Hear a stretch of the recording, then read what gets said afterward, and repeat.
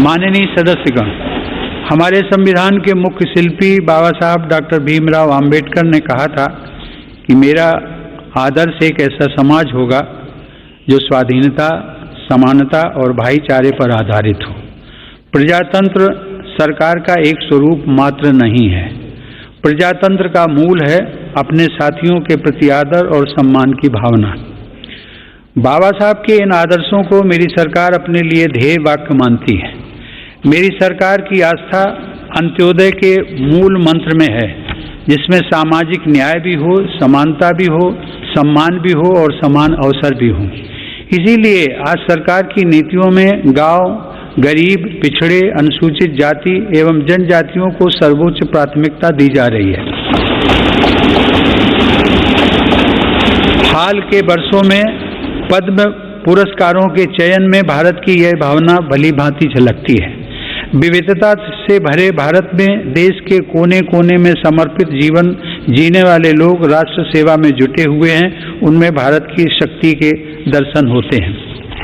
माननीय सदस्यगण, कोरोना के इस महासंकट में हमने बड़े बड़े देशों में खाद्यान्न की कमी और भूख की परेशानी देखी है, लेकिन मेरी संवेदनशील सरकार ने इस बात का पूरा प्रयास किया कि 100 साल के इस सबसे बड़े संकट में कोई गरीब भूखा न रहे।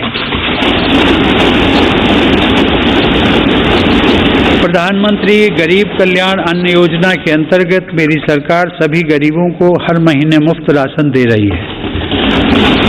80 करोड़ लाभार्थियों को 19 महीनों से खाद्यान्न वितरित करने हेतु 2,60,000 करोड़ रुपए के खर्च के साथ भारत में आज दुनिया का सबसे बड़ा फूड डिस्ट्रीब्यूशन प्रोग्राम चलाया जा रहा है। वर्तमान परिस्थितियों को देखते हुए पूरी संवेदनशीलता के साथ मेरी सरकार ने इस योजना को मार्च 2022 तक बढ़ा दिया है। कोरोना काल में गरीब के स्वाभिमान और उसके रोजगार की रक्षा करने के लिए सरकार प्रधानमंत्री स्वनिधि योजना भी चला रही है। यह योजना हमारे रेहड़ी पटरी वाले भाइयों बहनों के लिए बहुत सहायक सिद्ध हो रही है। इस योजना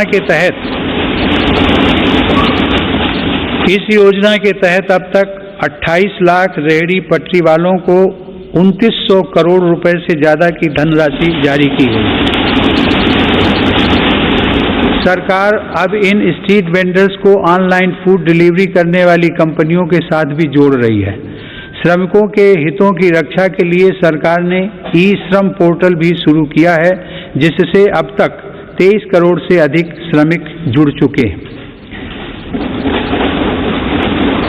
जनधन आधार मोबाइल अर्थात जैम ट्रिनिटी को मेरी सरकार ने जिस तरह नागरिक सशक्तिकरण से जोड़ा है, उसका प्रभाव भी हम लगातार देख रहे हैं। 44 करोड़ से अधिक गरीब देशवासियों के बैंकिंग सिस्टम से जुड़ने के कारण महामारी के दौरान करोड़ों लाभार्थियों को सीधे कैश ट्रांसफर का लाभ मिला है। डिजिटल इंडिया और डिजिटल इकोनॉमी के बढ़ते प्रसार के संदर्भ में देश के यूपीआई प्लेटफॉर्म की सफलता के लिए भी मैं सरकार के विजन की प्रशंसा करूंगा। दिसंबर 2021 में देश में 8 लाख करोड़ रुपए से ज्यादा का लेन देन यूपीआई के माध्यम से हुआ है। यह इस बात का उदाहरण है कि हमारे देश में जन सामान्य द्वारा बदलाव और तकनीक को बहुत तेजी से अपनाया जा रहा है।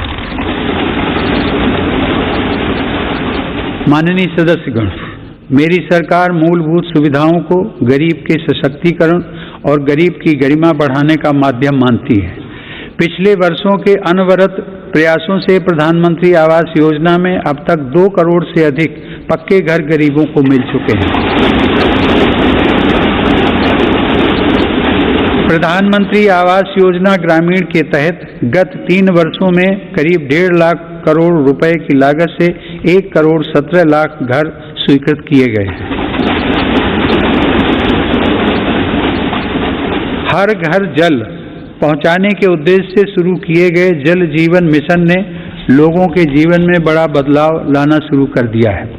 महामारी की बाधाओं के बावजूद करीब 6 करोड़ ग्रामीण घरों को पेयजल के कनेक्शन से जोड़ा गया है। इसका बहुत बड़ा लाभ हमारे गांव की महिलाओं, बहनों, बेटियों को हुआ है।